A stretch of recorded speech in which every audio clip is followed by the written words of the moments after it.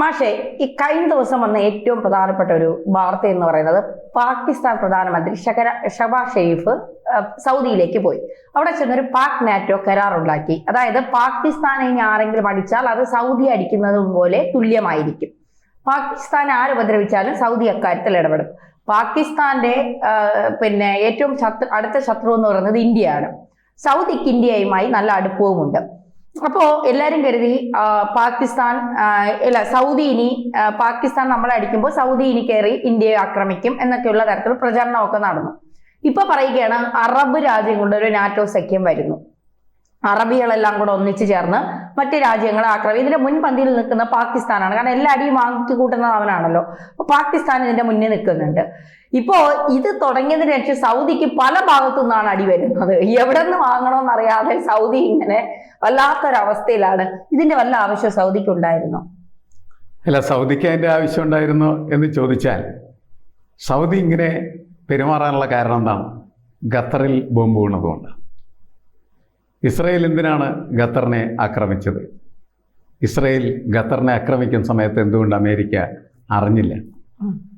കാരണം ഖത്തർ വിശാല മനസ്കത കൊണ്ട് അമേരിക്കയിലെ ട്രംപിനെ വിളിച്ചു വരുത്തി അവരുടെ കുറേ സ്ഥലമൊക്കെ കളഞ്ഞിട്ട് ഇവിടെ നിങ്ങൾ സൈന്യത്താവളം പണിതോളൂ എന്ന് പറഞ്ഞ് സൈന്യത്താവളം പണിത് അവരെ അവിടെ താമസിപ്പിച്ചിരിക്കുകയാണ്. അങ്ങനെ താമസിപ്പിക്കുന്ന സമയത്ത് ഖത്തറും അമേരിക്കയും തമ്മിൽ ഒരു ഉടമ്പടിയുണ്ട്. ആ ഉടമ്പടി ഞങ്ങളെ ആരെങ്കിലും ആക്രമിച്ചാൽ നിങ്ങൾ അതിനെ പ്രതിരോധിക്കും എന്നുള്ളതാണ്. പക്ഷേ ഇസ്രയേലിൽ ഒന്ന് അടിച്ച് തകർത്ത് തരിപ്പണമാക്കിയിട്ട് പോയപ്പോൾ ട്രംപ് പറഞ്ഞു, ഞാൻ അറിഞ്ഞില്ലല്ലോ. അതല്ലേ ആർക്കും മനസ്സിലാകാത്തൊരു കാര്യമാണ്. കാരണം ട്രംപ് വിളിച്ചു പറഞ്ഞു അവനെ അടിക്കട എന്ന് പറഞ്ഞു. ഇസ്രയേൽ പോയി അടിച്ചു. കാരണം ട്രംപിൻ്റെ ഒരു ഉപകരണമാണ് ഇസ്രയേൽ ഇപ്പോൾ. അങ്ങനെ ലോകത്തെല്ലായിടത്തും എന്താണോ ട്രംപ് ആഗ്രഹിക്കുന്നത് നടപ്പിലാക്കാനായിട്ട് ആദ്യത്തെ ഒരു പ്രയോഗം നമ്മൾ ഈ പാടമൊക്കെ ഒരുക്കുക, മണ്ണൊരുക്കുക എന്ന് പറഞ്ഞൊരു പ്രക്രിയയുണ്ട്. ആ മണ്ണൊരുക്കുന്ന പ്രക്രിയയുടെ ചുമതല ഏൽപ്പിച്ചിരിക്കുന്നത് ഇസ്രയേലിനാണ്. ഇസ്രയേൽ പോയി ഖത്തറിനെ അടിച്ച് ശരിപ്പെടുത്തി. അപ്പോൾ സൗദിക്ക് മനസ്സിലായി അമേരിക്കയുടെ ഈ ഗ്യാരണ്ടി എന്ന് പറയുന്നത് നമ്മുടെ നമ്മളൊക്കെ പറയാറുള്ള പഴയ കാലത്തുള്ള തോമാച്ചൻ്റെ കീറച്ചാക്ക് പോലത്തെ ഒരു സാധനമാണ് എന്നുള്ളത്. എന്നുവെച്ചാൽ ഒരു വ്യവസ്ഥയില്ല. ലോകം ഒരിക്കലും ഇത്തരത്തിൽ അവ്യവസ്ഥവൽക്കരിക്കപ്പെട്ടിട്ടില്ല. മുൻപ് എന്നും എക്കാലത്തും ഒരു രാഷ്ട്രം മറ്റൊരു രാഷ്ട്രത്തെ സഹായിക്കും എന്ന് പറഞ്ഞാൽ അതിനൊറ്റ അർത്ഥം ഉണ്ടായുള്ള സഹായിക്കുമെന്ന്. സുഹൃത്താണെന്ന് പറഞ്ഞാൽ സുഹൃത്തെന്നേ അർത്ഥം ഉണ്ടായിരുന്നുള്ളൂ. ഇപ്പോൾ ആ അർത്ഥങ്ങൾക്കൊന്നും ഒരു പ്രസക്തിയില്ല എന്ന് ട്രംപ് കൃത്യമായിട്ട് എല്ലാവരും ബോധ്യപ്പെടുത്തിക്കൊണ്ടിരിക്കുകയാണ്. അപ്പോഴാണ് ഒരു ഉൾവിളി പോലെ സൗദി പാകിസ്ഥാൻ്റെ അടുത്ത് പോയി നമുക്ക് തമ്മിലൊരു ഉടമ്പടി ഉണ്ടാക്കാം, ഒരു സായുധ ഉടമ്പടി ഉണ്ടാക്കാം എന്ന് പറയുകയും സായുധ ഉടമ്പടി ഉണ്ടാക്കുകയും ചെയ്യും. സൗഹൃദ ഉടമ്പടിയല്ല, അത് സായുധ ഉടമ്പടിയാണ്. കാരണം എന്താ വെച്ചാൽ നേരത്തെ ധന്യ സൂചിപ്പിച്ച പ്രധാനപ്പെട്ട പോയിന്റ് ഇതാണ്: പാകിസ്ഥാനെ ആരെങ്കിലും ആക്രമിച്ചാൽ ആ ആക്രമം പാകിസ്ഥാനുമായിട്ട് ഉടമ്പടി ഉണ്ടാക്കിയിരിക്കുന്ന സൗദിയെ ആക്രമിച്ചതിന് തുല്യമായി സൗദി കണക്കാക്കുമെന്നാണ്. സൗദി ആരെങ്കിലും ആക്രമിച്ചാൽ പാകിസ്ഥാനെ ആക്രമിക്കുന്നതിന് തുല്യമായിട്ട് പാകിസ്ഥാനെ കണക്കാക്കുമെന്നാണ്. എന്ന് വെച്ചാൽ ആരാക്രമിച്ചാലും അവർക്കെതിരെ ഇരു രാഷ്ട്രങ്ങളും ഒരുമിച്ച് പ്രവർത്തിക്കുമെന്നാണ്. അപ്പോൾ ഇന്ത്യയും പാകിസ്ഥാനും തമ്മിൽ ഉള്ള ബന്ധമാണ് നമ്മൾക്കിതിനകത്ത് ആകാംക്ഷ ഉണ്ടാക്കുന്നത്. കാരണം അത് ശത്രുതാപരമാണ്. ഏത് സമയത്തും നമ്മളെ പാകിസ്ഥാൻ ആക്രമിക്കാം, നമ്മളെ തിരിച്ചും ആക്രമിക്കാം. അങ്ങനെ അങ്ങോട്ടും ഇങ്ങോട്ടും ആക്രമണം നടന്നാൽ നമ്മൾ സൗദിയെ ആക്രമിക്കേണ്ടി വരും. കാരണം സൗദി നമ്മളെ ആക്രമിക്കാനുള്ള സാധ്യതകളുണ്ട് എന്നാണ് അതിൻ്റെ അർത്ഥം. ഇതാണ് നമ്മുടെ മുന്നിലുള്ള പ്രശ്നം. പക്ഷേ ഈ വിഷയം ഇന്ത്യയും അതേപോലെ സൗദിയും തമ്മിലുള്ള പ്രശ്നം മാത്രമായിട്ട് ഒതുങ്ങി നിൽക്കുകയല്ല.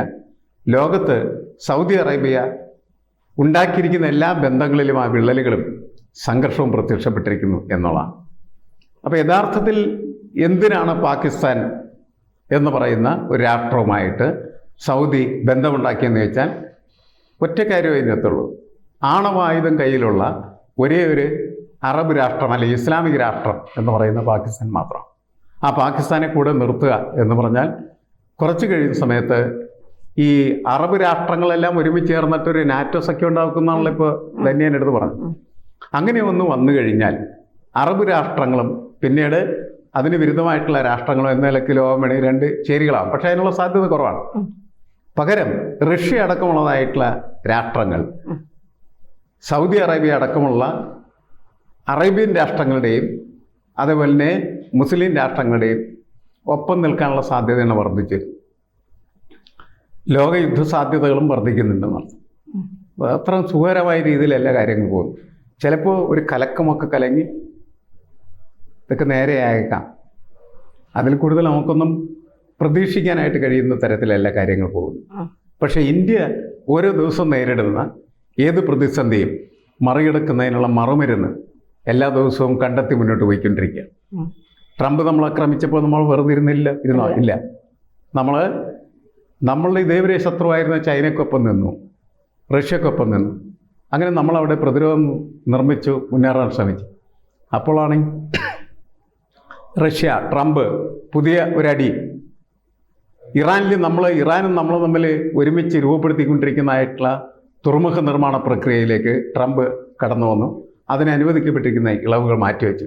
ചാബഹാർ തുറമുഖം അതിൻ്റെ നിർമ്മാണം നിർത്തിവെക്കാൻ പറ്റുന്ന തരത്തിലുള്ള പ്രവർത്തനങ്ങൾ നടത്തിക്കൊണ്ടിരിക്കുക. നമ്മളത് നിർത്തും എന്ന് തോന്നുന്നുണ്ട്? ഇല്ല, നമ്മളത് തുടരും. അതിന് മാർഗങ്ങൾ നമ്മൾ കണ്ടെത്തും. കാരണം ഇന്ത്യയുടെ വ്യാപാര ഇടനാഴികളെ അടക്കുന്നതിന് വേണ്ടി ട്രംപ് ഉപയോഗിക്കുന്ന സൂത്രങ്ങളിലൊന്ന് മാത്രമാണത്. നമുക്ക് മധ്യേഷ്യൻ രാഷ്ട്രങ്ങളുമായിട്ട് വ്യാപാരം നടത്തേണ്ടതുണ്ട്. അഫ്ഗാനിസ്ഥാനിലേക്ക് നമുക്ക് വ്യാപാര ഇടനാഴി തുറക്കേണ്ടതുണ്ട്. ഇതിനെല്ലാം വേണ്ടിയാണ് ചാബഹാർ തുറമുഖം നമ്മൾ സൃഷ്ടിക്കുന്നത്, ഇറാൻ്റെ സഹായത്താൽ. അങ്ങനെ ഇറാനും നമ്മൾ ഒരുമിച്ച് ചേർന്ന് നടത്താൻ പോകുന്ന ഒരു ട്രേഡ് പാത, അതിനെ തടയാനാണ് ട്രംപ് ശ്രമിച്ചത്. അതിനെ നമ്മൾ മറികടക്കുക. സൗദിയുമായിട്ടുള്ള പ്രശ്നങ്ങൾ നമ്മൾ ഉടനെ തന്നെ അതുമായി സംഭാഷണത്തിലേർപ്പെട്ട് നമുക്കെതിരെ ഒരു കാരണവശാലും സൗദി നീങ്ങില്ല എന്ന് ഉറപ്പുവരുത്തും എന്നാണ് ഞാൻ കരുതുന്നത്. ഓൾറെഡി നമ്മൾ സൗദിയായിട്ട് നമുക്ക് എന്തെങ്കിലും വിഷയം ഉണ്ടോ ഇന്ത്യക്ക്? അല്ല, ഇന്ത്യക്ക് ഉള്ള പ്രശ്നം സൗദി എന്താണ്? സൗദിയിലാണ് നമ്മുടെ ഇന്ത്യയിലെ ബഹുഭൂരിപക്ഷം ആളുകളും പ്രവാസികളായി ജോലി ചെയ്യും, പ്രത്യേകിച്ച് കേരളത്തിൽ. അതുകൊണ്ട് കേരളത്തിന് ഒരു പരിക്കുണ്ടാവുന്ന ഒരു സാഹചര്യം വരുന്നതിനോട് ഇന്ത്യ യോജിക്കുമെന്ന് ഞാൻ കണക്കാക്കുന്നില്ല. കാരണം അവിടെ നമുക്ക് ഒരുപാട് പ്രവാസി പണം വരുന്നതാണ്.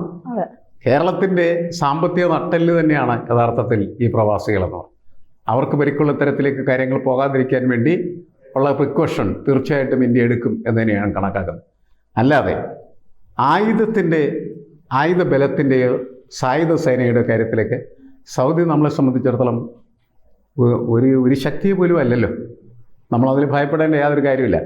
പാകിസ്ഥാനും സൗദിയും തമ്മിലുണ്ടാക്കുന്ന ബന്ധത്തിൽ പാകിസ്ഥാനുള്ള ഗുണം എന്താണ്?